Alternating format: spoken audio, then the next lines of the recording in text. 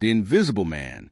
In the tranquil, bluish twilight at the corner of two steep Camden Town streets, a shop glowed like the tip of a burning cigarette. Or rather, a confectioner's shop.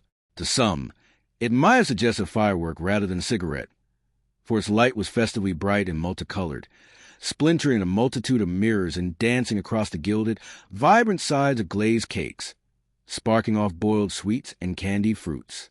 Pressed against the glass of this glittering little world were the noses of many street urchins, for there every chocolate was wrapped in that red, gold, or green foil which is almost better than the chocolate itself, and a massive white wedding cake in a window seemed at once unattainable and terribly sweet, like an edible North Pole.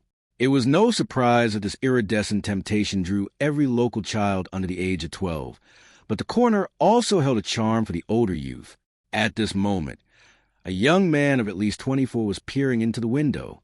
To him, the shop was full of an alluring magic, though his passion was not entirely due to the chocolate, though to say he did not care for it would be to stray from the truth. He was a tall, well-built, red-haired young man, whose resolute face seemed somewhat at odds with his listless movements. Under his arm, he carried a flat gray portfolio of black and white drawings, which he had been selling to publishers with varying success ever since his uncle, an admiral, had disinherited him for socialism, after he had delivered a lecture against that very economic theory. The young man's name was John Turnbull Angus. Entering the shop at last, he passed through the confectionery into a back room, a sort of small tea room for sweets, tipping his hat slightly as he passed the young woman behind the counter.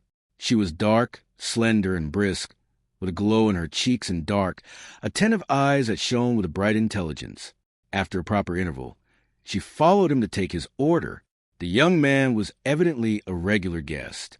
"I'll have," he said in a practiced voice, "one halfpenny bun and a small cup of black coffee." Then, before she could turn away, he added, "And also, please marry me." The young shop assistant froze. "I don't care for such jokes," she said. The red-haired youth raised eyes that were unexpectedly soulful and gray. "Truly, I am not joking," he said. "It is as serious as a halfpenny bun. It is expensive. One must pay for it, just like the bun. It is as indigestible as the bun. It is heavy." The dark-haired young lady watched him intently. Her gaze so fixed it bordered on the tragic. Finally, a shadow of a smile flickered across her face, and she sat down opposite him. "Don't you find it," Angus remarked somewhat absently, "rather cruel to eat these halfpenny buns? They might have grown up to be penny buns. When we are married, I shall give up this barbaric practice." The young lady rose and, clearly lost in deep thought, walked to the window. It was plain that the sudden proposal had not caused her any resentment. At last, turning with an air of sudden resolve, she was surprised to find a young man neatly arranging various items from the display on the table. Among them was a pyramid of bright sweets, several plates of sandwiches, and 2 decanters of those mysterious liquids found in sweet shops known as port and sherry, which exist nowhere else on earth. In the center, he carefully placed the enormous sugar-dusted cake that had been the crown jewel of the window display. "What are you doing?" she asked, astonished. "It is only proper, my dear Laura," he began. "Good heavens, stop this at once," the girl cried. "And don't talk to me like that. I mean, what does all this mean?" "A banquet, Miss Hope." "And what is that?" she asked irritably, pointing to the white mountain in the middle. "A wedding cake, Mrs. Angus," he replied. The girl strode to the table, snatched up the cake, and set it back in the window with a dull thud. Returning, she leaned her elegant elbows on the table and looked at the young man, crossly, but without malice. "You aren't giving me any time to think," she said. "I'm no fool," he replied. "It's just my Christian modesty." She continued to watch him, and though she smiled, her eyes grew serious.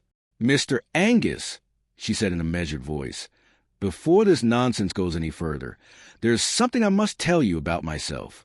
"Excellent," Angus replied, matching her gravity. "In that case, you might tell me something about myself as well." "Be quiet and listen," she said sternly. "It isn't something I should be ashamed of, and I don't even regret it. But what would you say if you discovered something that is beyond my control, yet causes me a great deal of trouble?" "In that case," the young man replied gravely, "I should say, bring back the cake. First, hear me out to the end, she insisted. To begin with, I must tell you that my father kept an inn called the Red Fish in Ladbury, and I worked there behind the bar. And I wondered, he murmured, why I felt such a holy urge to pray whenever I entered this confectioner's. Ladbury is a sleepy, muddy hole in eastern county, she continued, and the only customers at the Red Fish were commercial travelers, along with some of the most unpleasant people you could imagine, though you couldn't imagine them, really, because you've never met their like. I mean small, shabby men in dingy clothes who care for nothing and have nothing to do but haunt pubs and bet on horses. Even that young rabble didn't come often, but there were two who came far too frequently. Both had a bit of money, but they always irritated me because they were dreadfully dull and always overdressed. And yet, I felt a little sorry for them.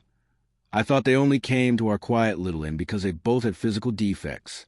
Not deformities, exactly, but the sort of things rough country louts mock. One was very small, a dwarf, almost, or at least a jockey. Except he didn't look like a jockey at all, save for his height.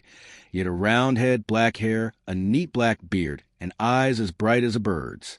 He was forever jingling coins in his pocket and fussing with a large gold watch chain, and he always turned up dressed in nines, posing as a gentleman, never realizing that real gentlemen don't dress like that. Still, though he was an idler, he was no fool. He could do all sorts of tricks, useless, but amusing, like making a firework display out of 15 matches that lit one another, or carving a dancing figure out of a banana. His name was Isidore Smythe. I can still see that small, dark face as he came to bar and show me a jumping kangaroo made of 5 cigars. The second man was less social and looked more ordinary, but for some reason, he troubled me far more than poor little Smythe.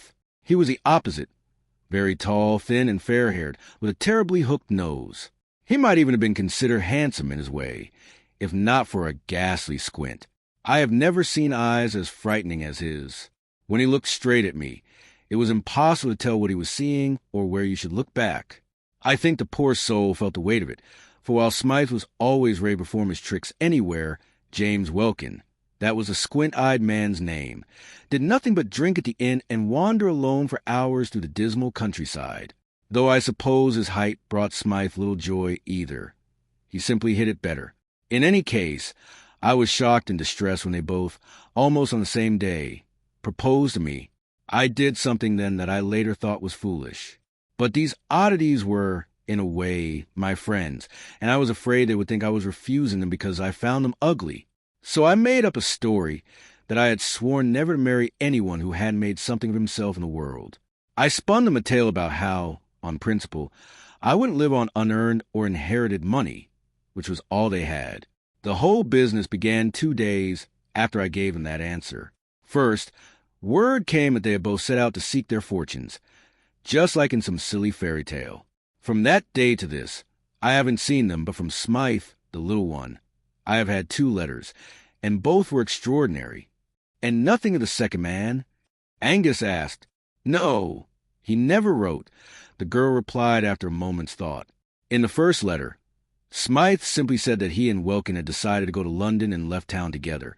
But Welkin was such a fast walker that Smythe soon fell behind and sat by the road to rest. By chance, a traveling circus picked him up, and after that, partly because of his size, partly because he really had talent, he became a great success on the stage. Soon he was at the aquarium doing some sort of conjuring tricks. I don't remember exactly what. That was the first letter. The second was much more interesting, and I only received it last week. The man named Angus finished his coffee and fixed her with a mild, patient look. The corners of the girl's mouth twitched, and she went on.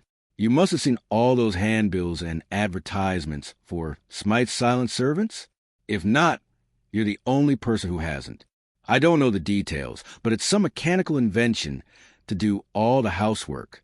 You know the slogans: press a button, a teetotal butler, turn a handle, 10 modest housemaids. You've seen the ads. Well, it doesn't matter. The point is, these machines are making a fortune, and it's all going into the pockets of that little man I knew back in Ladbury.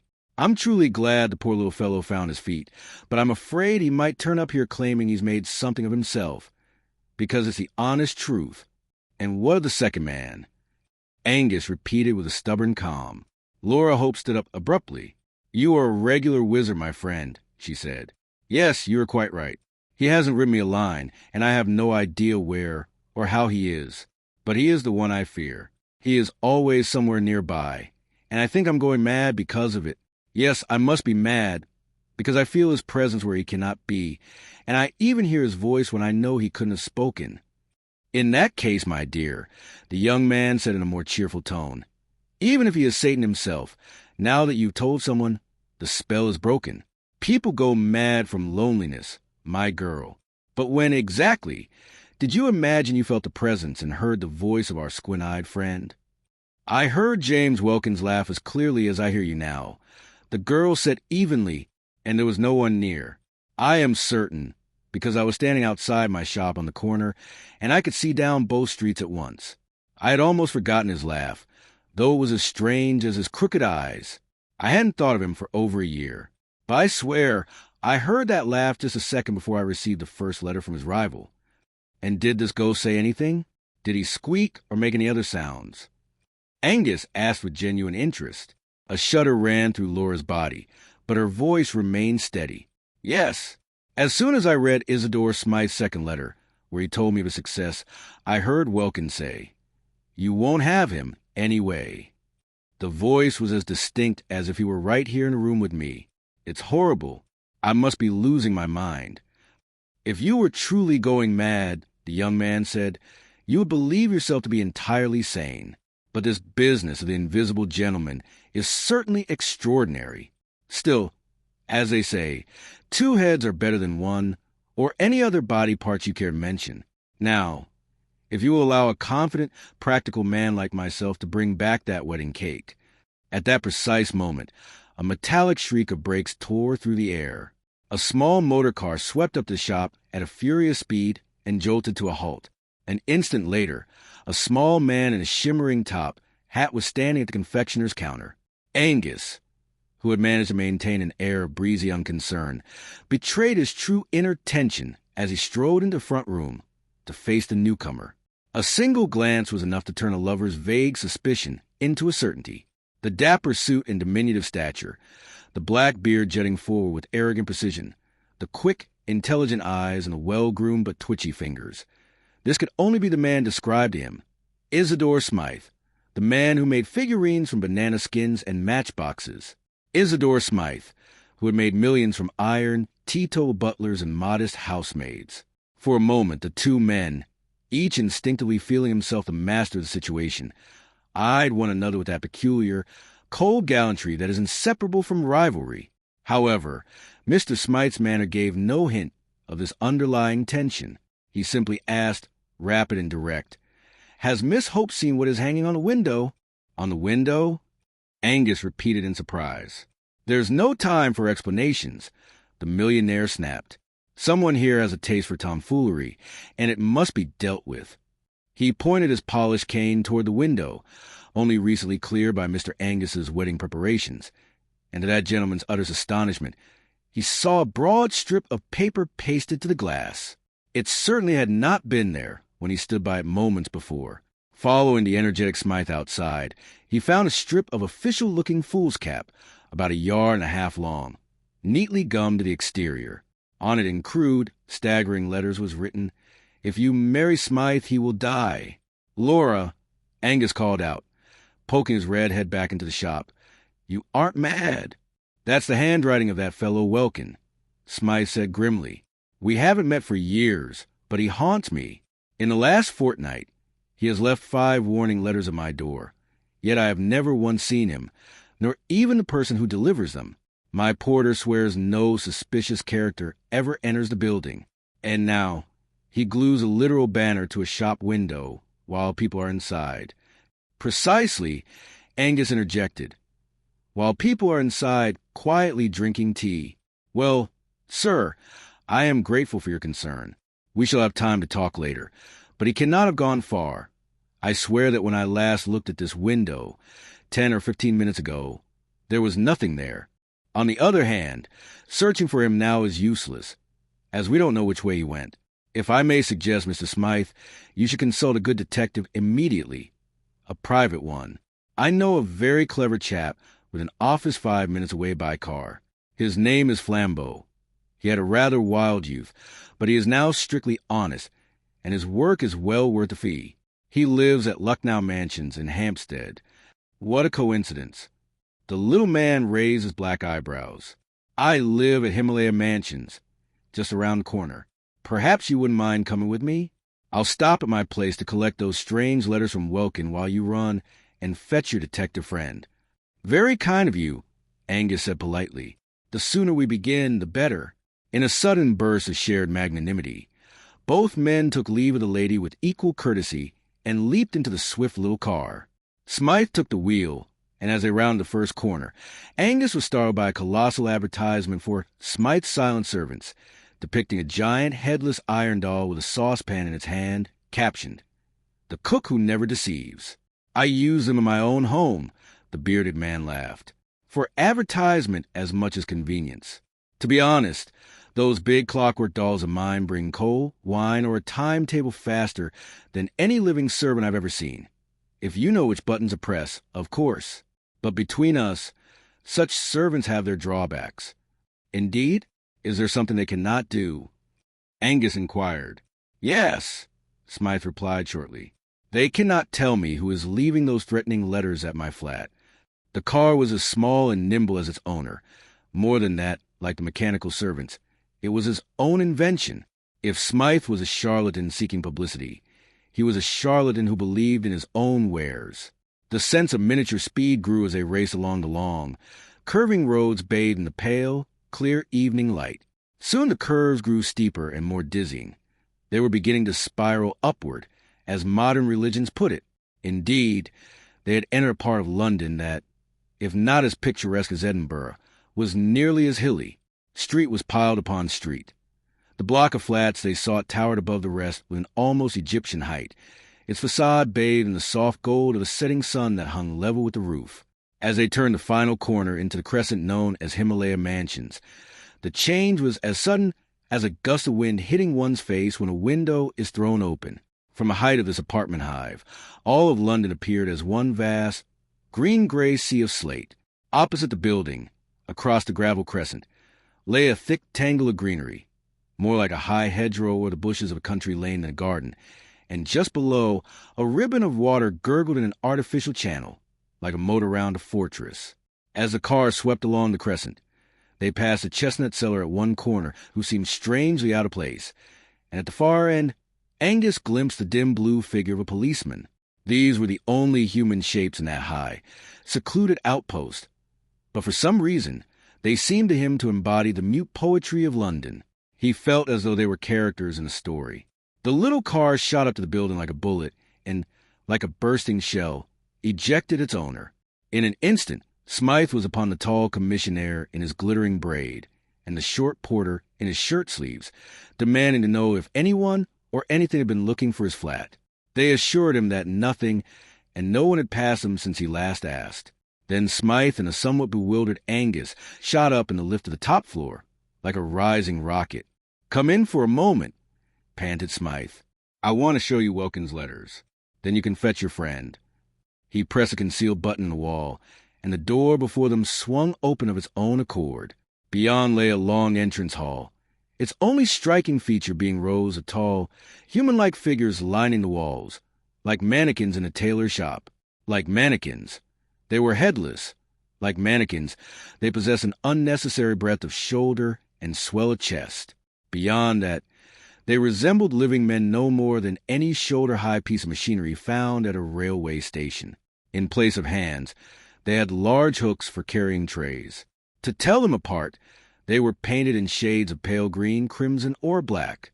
Otherwise, they were merely ordinary automatons, far too dull to merit a second glance.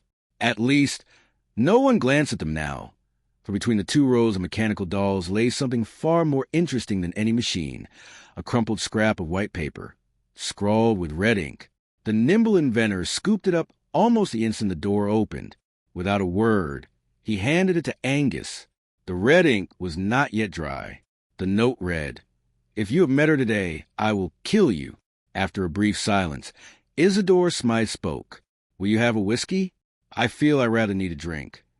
"Thank you, but I'd rather have a bit of flambeau," Angus replied grimly. "I think this business is turning dangerous. I'm going for him at once."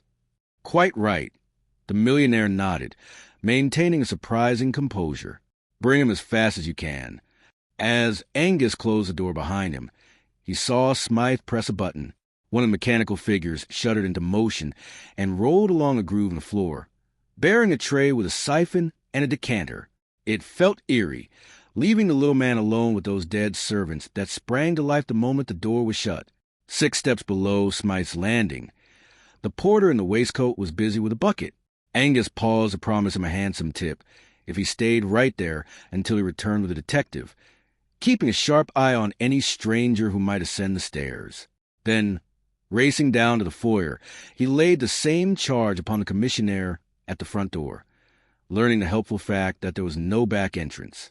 Still not satisfied, he caught the policeman strolling nearby and tasked him with watching the front from across the way.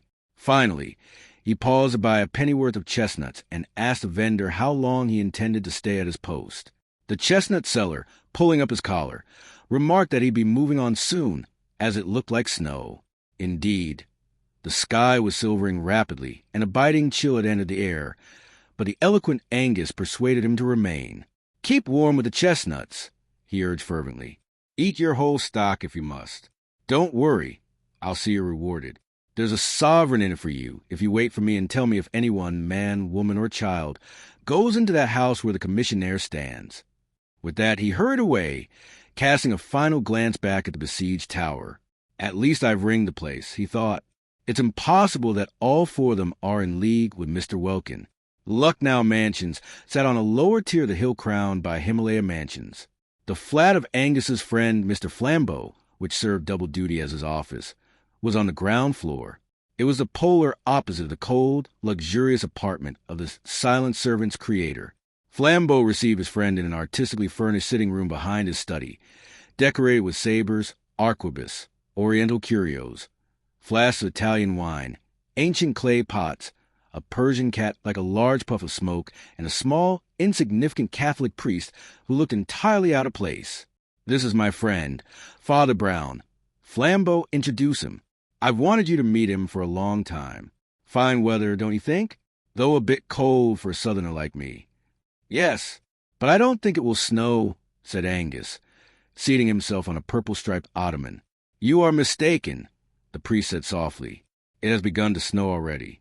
And indeed, the first flakes predicted by the chestnut seller began to drift past the darkening window. "I'm afraid I've come on business," Angus said gloomily, "and it's quite serious. In short, Flambeau, there's a fellow just up the hill who desperately needs your help. He's being hounded and threatened by an invisible enemy, a scoundrel whom no one has ever managed to see." As Angus recounted the history of Smythe and Welkin, beginning with Laura's story, then his own, the supernatural laughter on the deserted corner, and the clear words spoken in the empty room, Flambeau's interest grew visibly. The little priest, however, remained as impassive as the furniture. When the story reached the paper banner glued to the window, Flambeau rose, his massive shoulders seemingly filling the room. "If you don't mind," he said, "tell me the rest on the way. I have a feeling there's no time to lose." "Of course," cried Angus, leaping up. "Though he's relatively safe for now, I've set 4 men to watch the only entrance to his burrow." They stepped out into the street, the short priest trotting obediently behind them like a small dog. Only once did he speak, in the cheery voice of a man making polite conversation. "I wonder how quickly the snow will cover the ground." As the trio climbed the steep streets, already beginning to be silvered over, Angus finished his tale. Thus, when they reached the crescent and the towering block of flats, he was able to focus on his 4 sentries. The chestnut seller, before and after receiving his sovereign, swore by all he held holy that he had watched the door and seen no one enter. The policeman was even more emphatic. He declared he had seen rogues of every stripe in his time, in top hats and in rags, and was not so green as to miss a suspicious character. But God as his witness, no one had approached the house. And when the 3 men surrounded the gilded commissionaire, who still stood smiling before the door. The universal certainty was absolute. "I have the right to question anyone, be it a duke or a dustman, as to his business in this house," said the good-natured, glittering giant of a commissionaire. "But I'll be hanged if there's been anyone to question since that gentleman left." At this, the inconspicuous Father Brown, who had been standing a little apart looking modestly at the ground, spoke up. He inquired mildly, "So, no one has gone up or down the stairs since the snow began to fall?" "It began while we were all at Flambeau's." "No one, sir. You have my word on that," the official replied weightily. "In that case, what is this?" the priest murmured, casting his fish-like, expressionless eyes downward. The others followed his gaze, and Flambeau let out a colorful exclamation, accompanied by an expressive French gesture. For there, plainly visible in the middle of the entrance, the golden-braided giant had been guarding. Indeed, directly between the confidently planted legs of that colossus was a thin line of gray footprints in the snow. "Heaven help us!" Angus cried involuntarily. "An invisible man!" Without another word, he turned and bolted up the stairs. Flambeau followed at his heels, but Father Brown did not move. He remained staring at the snow-covered street, as if he had lost all interest in the matter. Meanwhile, on the top floor, Flambeau was prepared to throw his great shoulders against the door and burst it open. He surely would have done so had the Scotsman, using reason over intuition, not fell along the wall and found the hidden button. The door swung slowly open. The hallway inside had changed little. It was darker now, though the last crimson streaks of sunset still flickered here and there. A few of the headless machines had shifted from their places for one purpose or another, and stood frozen in various corners of the half-lit room. In the gloom, their green and red sides appeared equally dark, and their shapelessness somehow heightened their resemblance to living men. But between them, in the very center, where the red ink letter had once lain, was something that looked like a pool of red ink spilled from a bottle. Only it was not ink. With a characteristically French blend of quickness and composure, Flambeau uttered a single word. "Murder!" He lunged into the flat, searching every corner and cupboard in 5 minutes. But if he expected to find a corpse, he was disappointed. Isidore Smythe was not in the apartment, neither dead nor alive. After an exhausting search, the friends met in the hallway, sweat pouring down their faces, their eyes darting in bewilderment. "My friend," Flambeau began excitedly in French, "your murderer is not only invisible himself, but he makes his victims invisible too." Angus scanned the dark, mannequin-filled room, and in some Celtic corner of his Scottish soul, a cold fear awoke. One of the human-like figures stood directly over the bloodstain. Perhaps its fallen master had summoned it in his final moment. One of the two hooks on its long shoulders was slightly raised. A horrific thought struck Angus's fevered imagination, that poor Smythe had fallen victim to his own iron brood. Matter had revolted. The machines had slain their master. But if so, what had they done with the body? Eaten him? Horror whispered in his ear. He felt sick picturing the mangled remains of man ground up inside the mechanical bellies of these headless iron creatures. Wrestling his mind back to reality, he said to Flambeau, "This is madness. The poor fellow has simply vanished into thin air, leaving nothing but a bloodstain. It's diabolical." "I don't know if the devil has a hand in it," Flambeau remarked. "But there's only one thing left. I must go down and speak with my friend." They passed the man with the bucket on the stairs, who again swore he had let no one pass, and descended to the commissionaire and the chestnut seller, who both confirmed their vigilance. But when Angus looked for his fourth agent, he was gone. Looking around nervously, he asked, "Where's the policeman?" "Forgive me," said Father Brown. "It was my fault. I just sent him down the street to find something out. Something I thought needed finding out." "Very well," Angus said rather stiffly. "But we may need him very soon. The fact is, the man upstairs hasn't just been murdered. He's disappeared." "In what way?" asked the priest. "Father," Flambeau broke in, "I truly believe this is more in your line than mine. No friend or foe entered that house, yet Smythe has vanished as if the fairies took him. If this isn't a supernatural tale, then He was cut short by an extraordinary sight. The heavy-set policeman in blue came running around the corner and dashed toward Brown. "You were right, sir," he shouted, out of breath. The body of poor Mr. Smythe has just been found in the canal below. Angus clutched his head. Did he go down and drown himself? He didn't come down, sir, that's certain, the constable replied. And he didn't drown, for he died of a knife thrust through the heart. And yet you saw no one enter the house. Flambeau said reproachfully. Let us walk a little, the priest suggested. When they reached the far end of the crescent, he suddenly said with annoyance, What a fool I am! I forgot to ask the policeman one thing. Did they find a light brown sack? What? Why light brown? Asked the astonished Angus. Because if the sack is any other color, the case must begin again, Father Brown explained. But if it is light brown, the matter is closed. I'm glad to hear it, Angus remarked with unconcealed irony. Though as far as I know, the matter hasn't even been opened. You must tell us everything, Flambeau said with a strange, childlike seriousness. They walked down the long, curving street, unaware that their pace was quickening. Father Brown strode ahead briskly, but silently. At last, he spoke with almost touching shyness. I'm afraid you'll find it all too simple and commonplace. We always begin at the end with abstract conclusions, but there's no other way to start this story. Have you ever noticed that people never answer the questions they are asked? They answer the meaning of the question, or what they think is the meaning. Suppose a lady in a country house asks another, Are you living here alone? The second lady won't say, No, there's a butler, 3 footmen, and a parlor maid, even though the maid might be in a room and the butler standing at her chair. Instead, she says, Yes, we are alone. But if she catches a fever and the doctor asks, Who is in the house? Then she won't fail to mention the butler, the maid, and everyone else. All language is built that way. Literal answers are never given, even when you think the answer is correct. When those 4 worthy and honest men claimed that no one had entered the mansions, they didn't mean that literally no one had entered. They meant that no one had entered whom they would consider the sort of person you were looking for. And yet, one man went in, and one man came out.